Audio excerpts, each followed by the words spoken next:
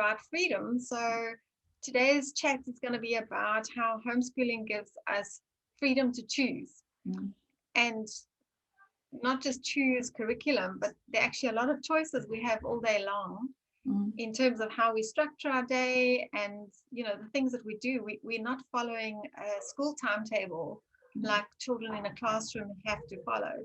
So I just thought we can talk about that, and how for some people that can be a challenge because there are so many choices, but actually if you manage it well, it's such a blessing. So yeah, what do you have to say? How did it work for you? Because you like to organize things, but I know you're not, like, you don't run your house like a school. So let's just share what we've done and what worked and what didn't, and inspire other people.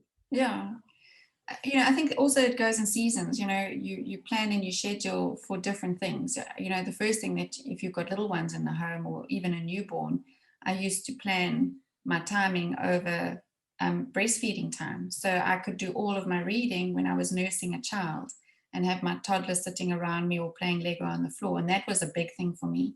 The other thing was choosing when we wanted to eat.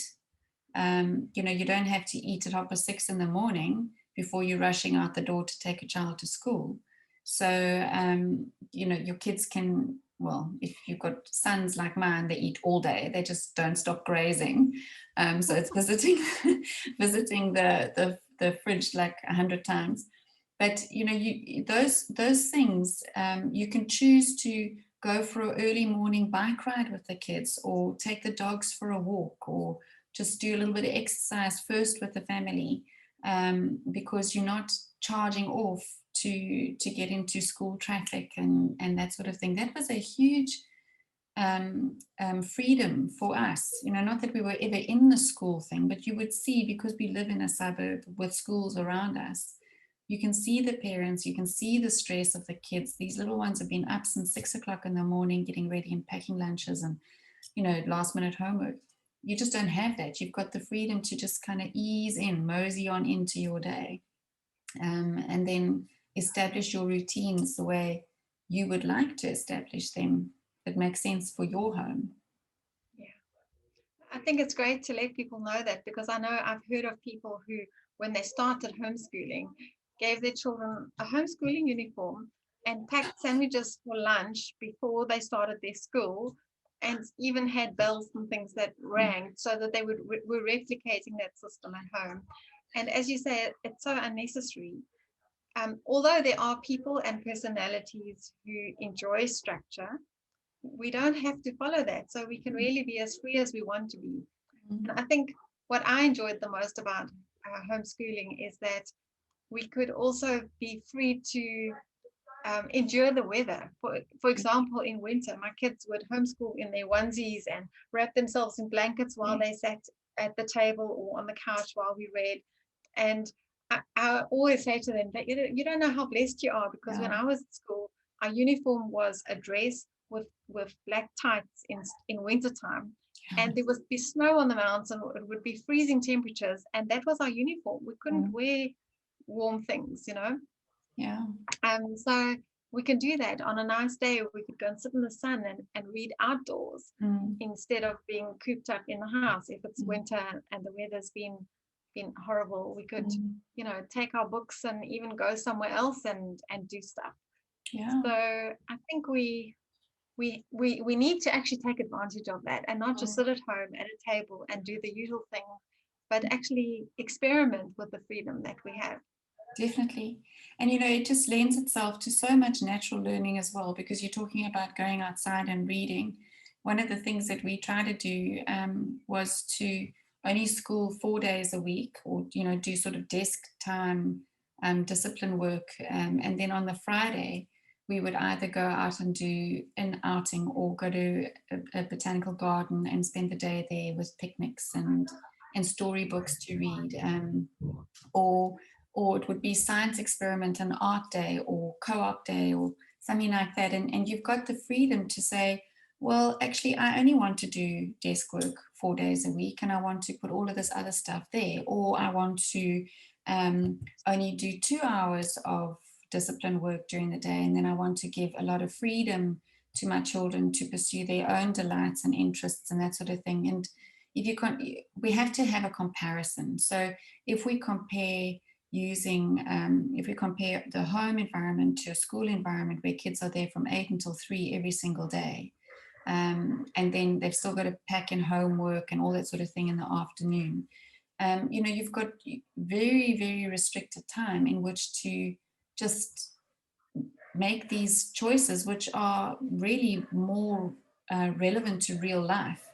We, as a self-employed, or even if you're working, well, now everybody's tending to work at home, having the skill to say, okay, I need to prioritize this.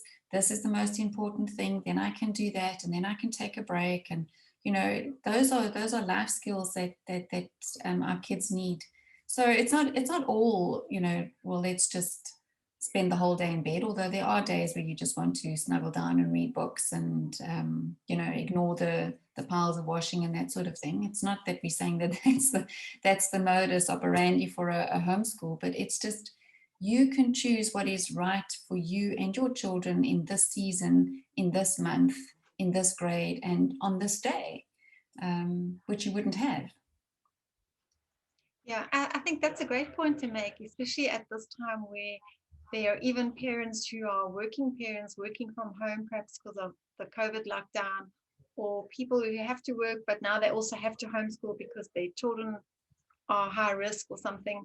And it's a challenge to juggle all those other things. And I think, like you're saying, I just want to highlight what you said, that we're all in different seasons.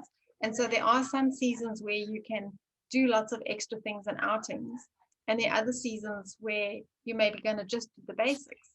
Or if you want to do those extra things, you might only spend 2 or 3 days doing like structured learning activities, maths and English. And then you're going to need to allow other days to do the arts and the crafts and those optional extras that are perhaps more suited for your child. If you've got a child who's gifted in some other area, you want to develop that. And maybe you're going to have to just choose which subjects are we going to focus on and how much of each one are we going to do.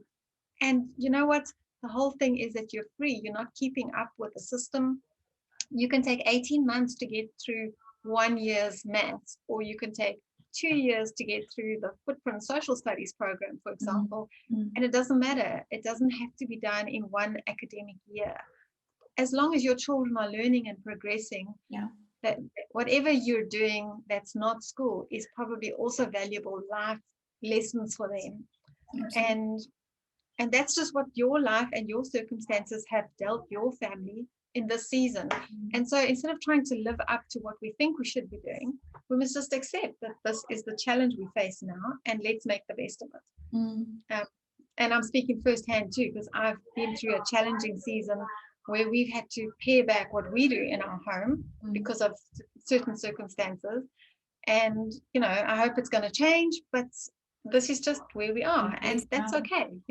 I do worry, like every mom, we all worry constantly. Am I doing enough?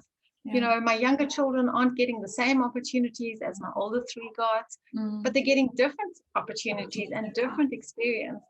And you can't do the same for all of them. Life moves on, It does. So I think we just have to be very real and know that it sometimes is a challenge, but we just can choose to be free in what we're doing. If we're choosing the best we can, that's okay. Yeah, definitely. You just touched on curriculum, and we spend a lot of time talking about the eclectic homeschool model and that sort of thing. So we don't need to go too in depth there, but I think it's also important to know that in seasons that are challenging, maybe there's illness in the home, or there's a new baby, or mom has to pick up part-time work or something like that. Using an eclectic style education model means that you can also choose stuff that is something that your children can do on your own, that you're not so involved in. So self-teaching things like Matthew C.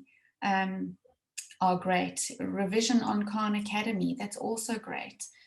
Mystery science is, even though it's evolutionary based, there is still a lot of wonderful science experiments that kids can go and do on their own. staying up with current events and talking around the table, that also becomes part of your eclectic mix. Setting up stations around the home where toddlers can go from finger painting to Play-Doh to reading books to making musical instruments. You've got that freedom to do it because you're not being hemmed in behind and before by a school-based CAPS curriculum that has assessments, and you have to have so many things done, and you've got to submit it by this date, and those sort of things rob your freedom, and kind of put you in that straitjacket that when life throws those curveballs, which life does, you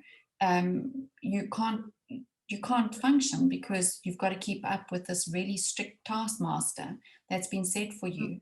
Whereas the freedom that an eclectic home education style offers is that I can maybe put down for a month when the newborn has just come home the maths and the reading. We can read aloud together. We can have all these stations. I can line up some online bits and pieces for my kids to do. And Bob's your uncle. You're free again instead of feeling like this choking feeling when you go to bed at night. Panic, I didn't do enough. Yeah. So yeah. Anything else you want to add? Yeah. I think if you're feeling that panic feeling, I didn't do enough, then you don't have the right approach yet. You've got to change what you're doing. You need more freedom. More freedom, absolutely. So then on that note, we'll say more freedom to everybody.